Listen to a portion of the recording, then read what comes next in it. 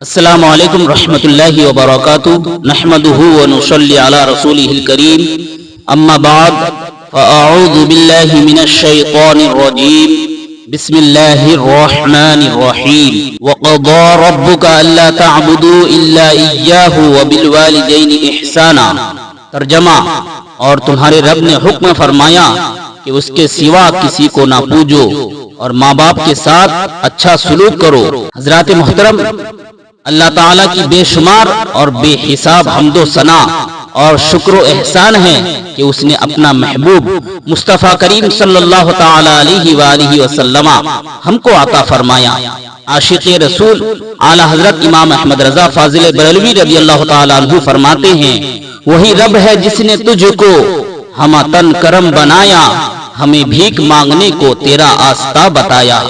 تجھے حمد ہے خدایا، تجھے حمد ہے خدایا۔ کروڑوں کروڑ درود و سلام ہو اس محبوب اعظم پر جو خالق کا محبوب ہے اور مخلوق کا بھی، جس ذات گرامی نے ہمیں ہدایت کی راہ پر چلنا سکھایا، ہدایت کے راستے پر چلنا سکھایا اور خالق و مخلوق کے حقوق سے آشنا کیا اور ان راہوں پر چلنے سے منع فرمایا جس سے ہمارا رب تعالی ناراض ہوتا ہے۔ انہی بری راہوں اور گناہوں میں ایک عظیم گناہ اور برائی ماں باپ کے ساتھ بدسلوکی اور ان کی نافرمانی بھی ہے۔ قرآن حکیم نے تقریباً 15 مقامات پر 15 جگہ پر اللہ تعالیٰ کے حقوق کے ساتھ ماں باپ کے حقوق کا ذکر فرمایا اور ان کے ساتھ نیکی، صلہ رحمی، حسن سلوک اور اچھے برتاؤ کرنے کا حکم صادر کیا۔ ملاحظہ فرمائیں، سورہ بنی اسرائیل میں فرمایا وَقَضَى رَبُّكَ أَلَّا تَعْبُدُوا إِلَّا إِيَّاهُ وَبِالْوَالِدَيْنِ إِحْسَانًا، اور تمہارے رب نے حکم فرمایا کہ اس کے سوا کسی کو نہ پوجو اور ماں باپ کے ساتھ اچھا سلوک کرو۔ اور سورہ بقرہ میں فرمایا وَإِذَا أَخَذْنَا مِيثَاقَ بَنِي إِسْرَائِيلَ لَا تَعْبُدُونَ إِلَّا اللَّهَ وَبِالْوَالِدَيْنِ إِحْسَانًا۔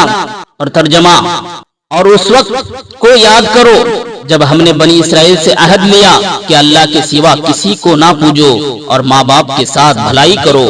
اور سورہ نساء میں فرمایا وَاعْبُدُوا اللَّهَ وَلَا تُشْرِكُوا بِهِ شَيْئًا وَبِالْوَالِدَيْنِ إِحْسَانًا۔ ترجمہ: اور اللہ کی بندگی کرو اور اس کا شریک کسی کو نہ ٹھہراؤ اور ماں باپ کے ساتھ بھلائی کرو۔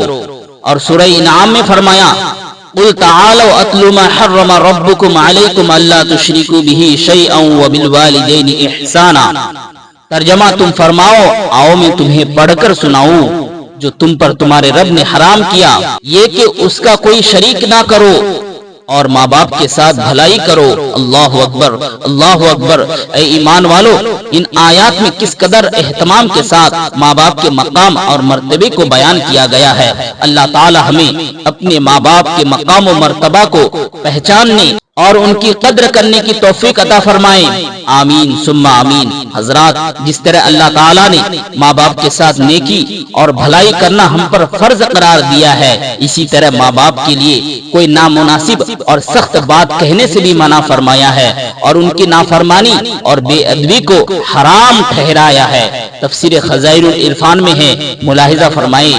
نمبر 1، ماں باپ کو ان کا نام لے کر نہ پکارے، یہ خلاف ادب ہے، اور وہ سامنے نہ ہو تو نام لے کر ان کا ذکر جائز ہے۔ نمبر 2، ماں باپ سے اس طرح کلام کرے، اس طرح گفتگو کرے جیسے غلام و خادم اپنے آقا سے بات کرتے ہیں۔ نمبر 3، آیت رب ارحمہما سے ثابت ہوا کہ مسلمان کے لیے رحمت و مغفرت کی دعا جائز اور اسے فائدہ پہنچانے والی ہے۔ مردوں کے ایصال ثواب میں بھی ان کے لیے دعائے رحمت ہوتی ہے، لہذا اس کے لیے یعنی ایصال ثواب کے لیے یہ آیت اصل ہے۔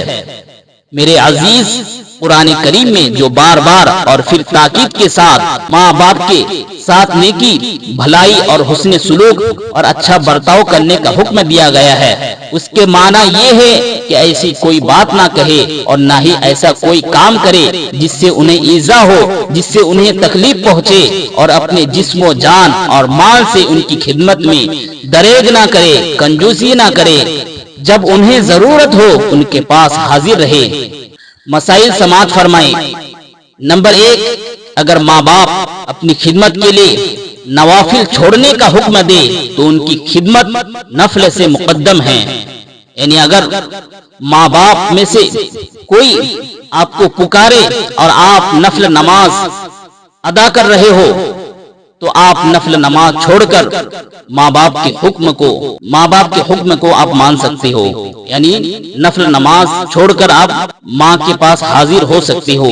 نمبر 2، واجبات اور والدین کے حکم سے ترک نہیں کیے جا سکتے۔ حضرات احادیث کریمہ سے ثابت ہے، نمبر 1، تہہ دل سے ماں باپ کے ساتھ محبت رکھے۔ نمبر 2، رفتار و گفتار میں، نشست و برخاست میں ادب لازم جانے۔ نمبر 3، ان کی شان میں تعظیم کے الفاظ کہے۔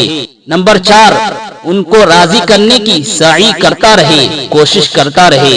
نمبر 5، اپنے نفیس مال کو ان سے نہ بچائے۔ نمبر 6، ان کے مرنے کے بعد ان کی وصیتیں جاری کرے۔ نمبر 7، ان کے لیے فاتحہ، صدقات، تلاوت قرآن سے ایصال ثواب کرے۔ نمبر 8، اللہ تعالیٰ سے ان کی مغفرت کی دعا کرے۔ نمبر 9، ہفتہ وار ان کی قبر کی زیارت کرے۔ حضرات ماں باپ کے ساتھ نیکی اور بھلائی کا معاملہ صرف جائز کاموں میں ہونا چاہیے، ایسا نہیں کہ والدین کی دل جوئی کی خاطر غلط اور غیر شرعی امور کو بھی درست ٹھہرا لیا جائے۔ محترم سامعین کرام، چینل پر نئے ہیں تو سبسکرائب کریں اور دوسروں تک شیئر کریں تاکہ ہر آنے والی ویڈیو آپ تک پہنچ جائے۔ شکریہ۔